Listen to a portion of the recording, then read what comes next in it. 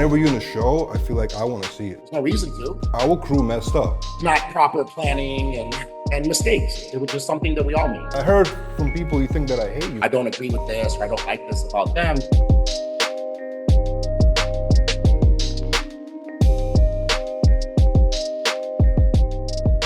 Sergio. Vlad, what's up? Wow, how are you, man? Yeah, good, man. It is really good to see you, actually. Long time no talk. Wow, last time we spoke was in 2017. Jesus Christ. Isn't that crazy? Yeah, that's crazy. 7 years ago. Bro, look at your beard, bro. I'm trying to match you, bro. I'm gonna shave. I think I'm gonna shave it for the next show. Really? Yeah. You look good, man. You look good with a beard. Yeah, well, since I've had a beard, I haven't won a show, so maybe it's jinxing me. Oh man, I hope not. So listen, let's get this out of the way right away, so we make a conversation pleasant.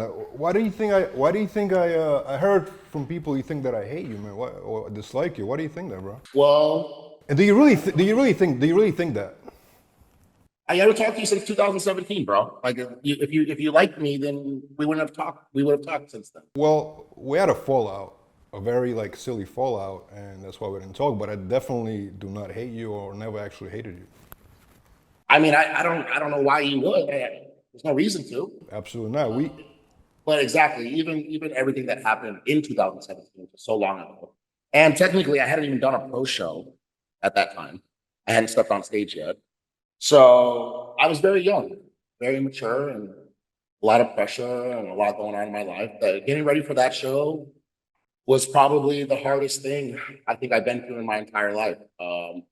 So you just being someone that I was even in contact with during that time, you were going to get the blunt of everything that was going on. So, but I know really at the end of the day, the only thing that happened was, not proper planning and mistakes. It was just something that we all made. We all make mistakes. We all f up. It's not anything where someone stole money or, slept with your wife. It's nothing that's unforgivable. So, yeah, that's what I've been saying, especially in this sport now with bodybuilding. Like, we have the rest of the world against us.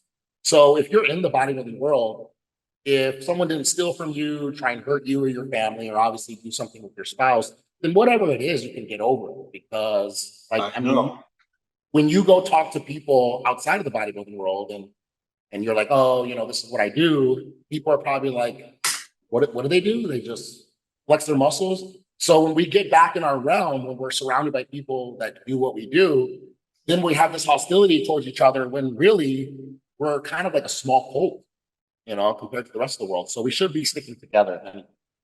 Oh, 1000%. Well, just so the people are not confused, right? So you and I, we were talking right before. We did actually an interview before, back in early 2017 or something like that. It was a great interview, actually. And then you and I were talking about doing some more content. We were supposed to do filming right as you were competing for the 2017 New York Pro, which was your big show for you, the show that you won. And we were supposed to be filming with you, actually. And our crew messed up. And they messed up royally, of course. They couldn't get there on time. They missed the mark of the window where you were training. It was our mess up, right? Which totally my fault, right?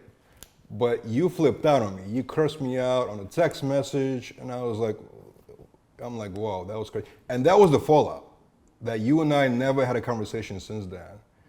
And then, of course, I've seen you, people send me screenshots, you were taking shots at Generation I in the comments, which was obviously the company's not gonna respond to you, so, but through all that, I was always rooting for you, man. And I was like, man, I wish Sergio and I can actually talk and have a conversation, because we had some great conversations before the fallout, and I was rooting for you a lot.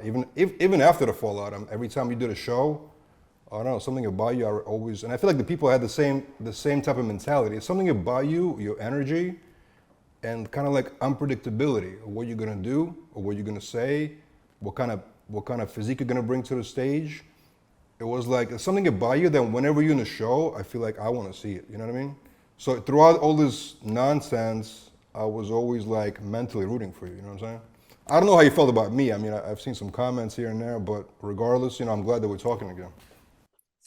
Yeah, I mean, if you wanted to text me, you could have. I mean, even to get this going, it wasn't like you messaged me; somebody else messaged me. So, what I'm saying is, it's fine. you're a busy guy. I'm just saying from my point of view, yeah, it looks like you don't really care. And yeah, I'm always going to speak my mind. Generation posts some stupid ass posts sometimes where they try what it is, and I'm realizing, and I'm trying to get on myself, is look, you get money by reactions, you get money by comments. No matter what, that's how you make a living.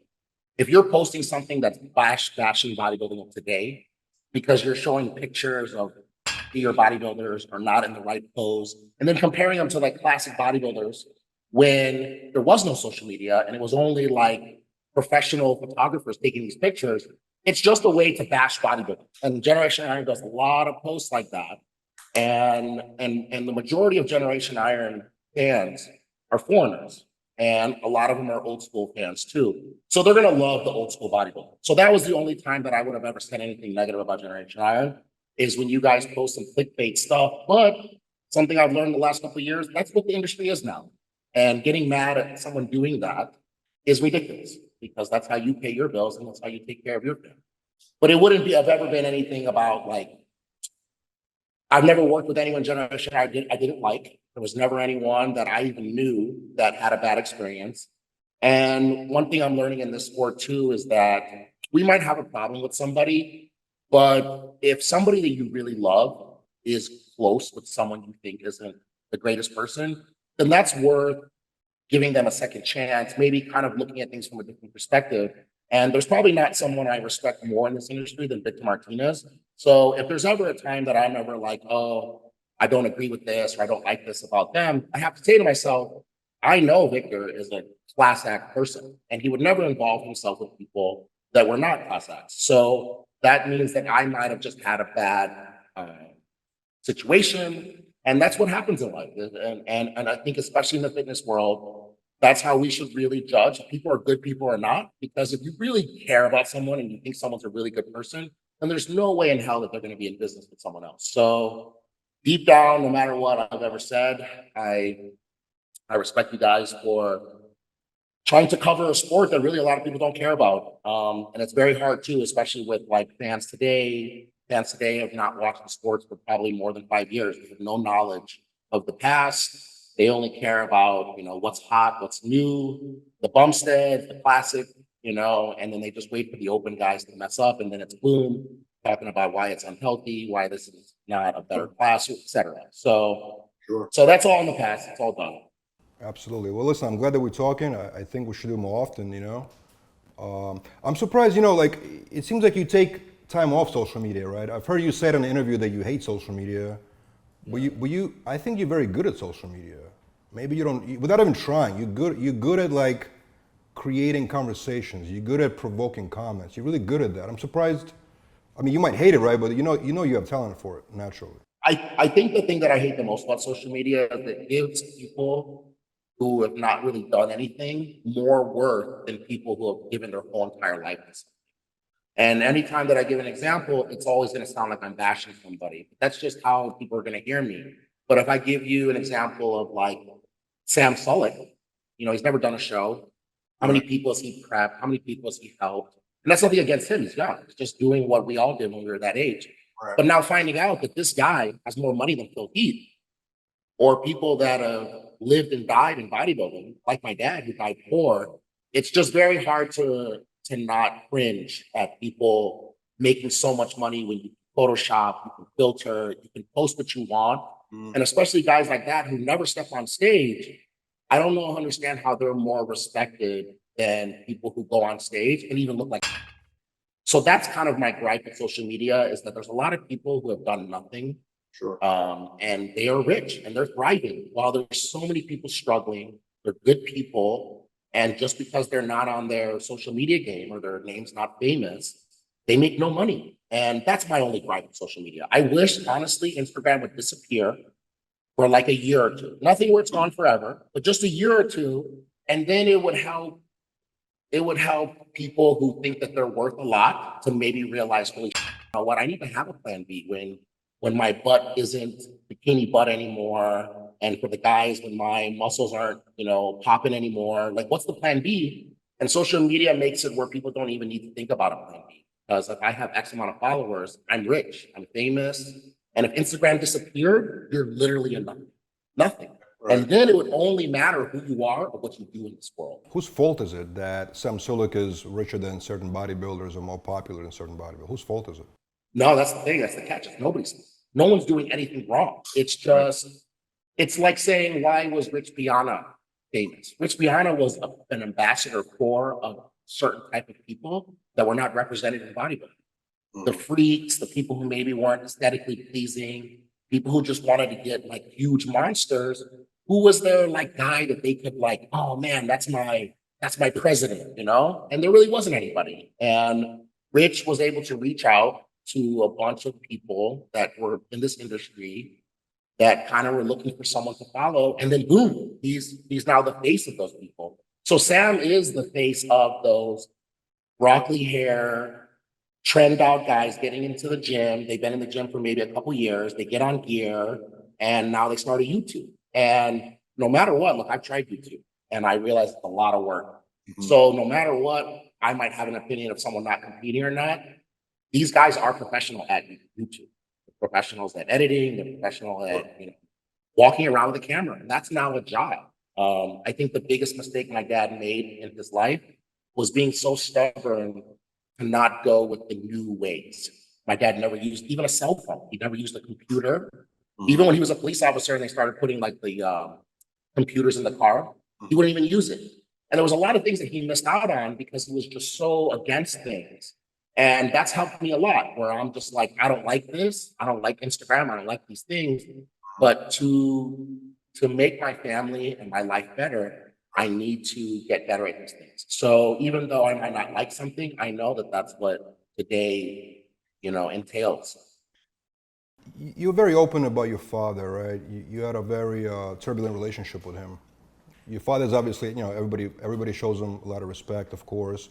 Our previous interview years ago, you've told me some stories about him that, were not great about him, right? But you've done many other interviews where you're very open about it. You don't hold back, so to speak. I remember you told me a story. Your dad didn't want you to be a bodybuilder. He prevented you from going to the local gyms, I think. He wanted to get you kicked out. He did not want this career for you. Looking back at it now, do you kind of like understand why? And also like, did you think you should have maybe taken his advice? Because it's a difficult life, bodybuilder making a career, right? It's difficult. Well, that depends on if your opinion is that you're only made accomplishments if you won Mr. Olympia. Because then otherwise, why would he be right? Just because I didn't win Mr. Olympia? I can name 50 bodybuilders that I think are the greatest athletes that ever lived, and they didn't. So, but I do understand. I'm never going to think that he was right because by the time that I was 25, I had more money than my dad, and I'm living a better life than him. So, no, I chose the right profession that I needed to do. And my career is not over, even though people want to think it is. But I do understand now as an adult and also as a more mature pro that this lifestyle, it's not, like you said, it's not easy, but it's also not normal. And my dad being an immigrant, every person who has a parent that's an immigrant understands exactly what I'm talking about. That they don't go through what they went through, have the childhood that they went through, to now have a kid and not go to college, not have some kind of, not use the benefits of the United States, let alone the scholarships you can get in schools, all these things that they don't even have in Cuba. So I understand now. He absolutely wanted, probably I can imagine my dad being a bodybuilder, training, and he's just like, man, one day I'm gonna have a family. My son's gonna be a doctor or some kind of lawyer or something. And then when your son grows up and he doesn't want to be any of those things, you don't know how to handle it. And I think that he just lashed out because he also, with his father probably lashed out on him when he wanted to be a bodybuilder to leave Cuba, So it's just trickled down of parenting, not knowing how to really talk to their children.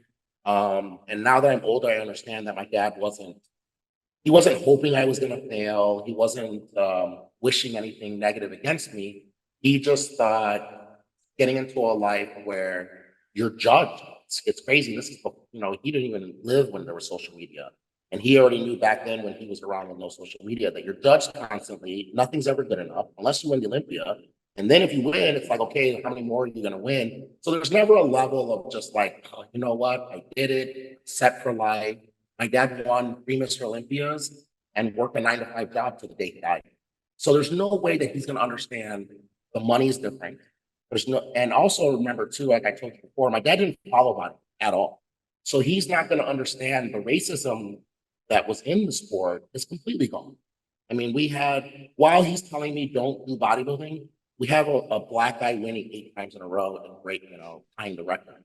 Mm-hmm. So I'm always going to think the things that you dealt with, I'm not going to deal with. The money, like I can win the Arnold and then promote shows, do things around the world and stuff like that. And I could be set for life. I don't have to work. Where he won the Olympia and he won $1,000. So it makes sense that he thought that bodybuilding is not a career. It's just a hobby. Mm-hmm. Speaking of racism, Robbie Robinson, right? I'm sure you've heard interviews where he said that Joe Weider was a big time racist. I've interviewed him about it, and then I asked a bunch of other guys who knew Joe Weider, is it true or is it not true? And they all denied that claim. Did your father ever, he knew Joe Weider obviously, clearly, right? So did he mention anything about Joe Weider that was questionable? Yeah, that was the worst part. My dad never talked to me directly about things, but when I was growing up, I would hear him talk to his friends about things. And yeah, there was plenty of comments where he was talking about how things that Joe had said. And just because someone didn't say something, but then the people that they keep in their circle say certain things, you're going to also kind of really think that, Joe's also a racist. And I know that there was people in his circle that literally told my dad, no Jew or black guy will ever win the Mr. Olympia. And who knows how life was in the 60s, 70s? Like, I can't even imagine. None of us can imagine. So, but at the same time, Joe was one of the only few people even letting black people even compete. So, what's the level of racism, compared to today? Yeah, that's why we're taking down statues left and right because of what people were doing back then. But back then, maybe he was the least racist in his circle, So especially in the rich areas of the 60s, I can't imagine there's a lot of colored people in that circle. So, but there wasn't anything like directly. I just know there's a lot of stuff like it was more about Arnold never looking bad next to my dad. Those are more things that I know more about than actually the racism. I know that Joe literally burned or threw away any pictures. And it's true because if you look at it, you think about it, there's no pictures of my dad beating Arnold. Like pose for pose. Mm-hmm. There might be pictures where they're even. Right, and there might be pictures where Arnold is destroying my dad. Because there's some pictures where my dad is back and Arnold's really close to the stage. He looks a lot bigger. And there's a couple that could go either way, but there's never any pictures of my dad just destroying Arnold. And there has to be, right? But back then, it's very easy when all the photographers work for you. They have to give you all the pictures up front. And now, okay, I want this guy to be the future face of the sport. Any pictures that make it seem like he's less good, just get rid of them. Uh-huh. And it's a business. And I think that that's something my dad maybe realized when he was a lot older. I don't know if you remember, they did a Olympia reunion. They brought everybody back. That's the first time that my dad ever spoke to Joe since whenever he left to the NABA Federation. So what is that? In the 70s? And you could see that like Arnold took my dad's hand and he took Joe's hand and they put it together. And it was like a really great moment. But I think my dad also probably had matured at that level and realized that bodybuilding is not a sport, it's a business. And you can't fault anyone for putting the business first. And I think as my dad got older, I think he was also able to realize, people attack me when I say this, Arnold was the right guy. He absolutely was the right guy to be the face and the future of the sport. My dad barely spoke any English. He is a colored person. He's very stubborn. And then you have Arnold, who really will do anything. And he's very articulate. I mean, look at Pumping Iron. Like, we all fell in love with that movie. So in the end, Joe made the right decisions. And bodybuilding is what it is. And now we can make almost $1 million from the show which I don't think that would have ever happened if my dad won 7 Miss Olympias. I think we would have had more ethnicity. There would be more Hispanics. I think there'd be more people traveling from all over the world to be bodybuilders. But other than that, I don't think there would be much of a change if we went with my dad. Arnold has respect for you, right? Arnold, I mean, I've seen at the Arnold when you won the poser, best poser. I mean, he was right there with the phone, right? Do you feel respect from him? Yeah, yeah. Like I've seen him. You know, like I passed out the awards at the Arnold Australia. We talked backstage for a little bit. That was the first time I ever met him, like as a bodybuilder, not as a kid. And that was before that best poser. So we had kind of talked a little bit then. But the next year after he gave me the award and I won it again, I came back. He didn't come out, talk to anyone.